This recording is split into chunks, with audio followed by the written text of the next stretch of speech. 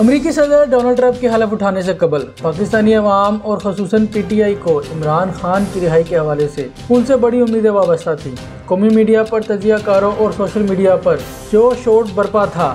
اس سے یوں لگتا تھا کہ ڈونلڈ ٹرمپ حلف اٹھاتے ہی سب سے پہلا قدم عمران خان کی رہائی کے لیے اٹھائیں گے۔ ایسی پیشن گوئیاں کرنے والے بڑے بڑے صحافی بھی شاید یہ بات بھول گئے تھے کہ ملکوں کے آپسی تعلقات شخصیات کے مرہون منت نہیں، بلکہ ان کا دار و مدار ایک دوسرے کے مفادات سے ہوتا ہے۔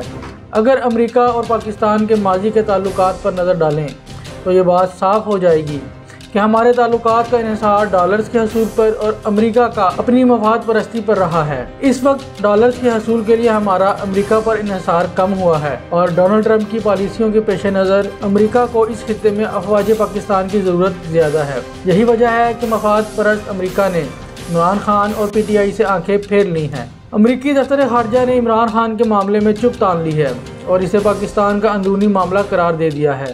جب ترجمان امریکی محکمہ خارجہ ٹیمی بروس سے میڈیا بریفنگ کے دوران سابق وزیر اعظم پاکستان اور تحریک انصاف کے بانی عمران خان سے متعلق سوال کیا گیا تو انہوں نے عمران خان سے متعلق سوال پر رد عمل دینے سے انکار کر دیا۔ امریکی محکمہ خارجہ کی ترجمان ٹیمی بروس نے کہا ہے کہ کسی دوسرے ملک کے اندرونی معاملات پر بات نہیں کی جائے گی، چاہے تو وائٹ ہاؤس سے بھی پوچھ لیں۔ انہوں نے واضح کیا کہ ٹرمپ اور وزیر خارجہ نے واضح کیا ہے کہ ہمیں کرۂ ارض کی پرواہ ہے، امریکا کو اپنے پڑوسیوں کی پرواہ ہے، ہمیں اس بات کی فکر ہے کہ دنیا میں کیا ہو رہا ہے۔ امریکا کے اس رویے پر پی ٹی آئی کی امیدوں پر پانی پھیر دیا ہے۔ وہاں ان بڑے بڑے صحافیوں کی صحافت کا پول بھی کھول دیا ہے جو آئے دن بلند و بانگ دعوے کر کے عمران خان کی رہائی کی نت نئی تاریخیں دینے سے اب بھی نہیں رک رہے، جبکہ یہ بات روز روشن کی طرح عیاں ہے۔ جب تک پاکستانی حقیقی مقتدر حلقہ نہیں چاہے گا، بانی پی ٹی آئی کی رہائی ممکن نہیں۔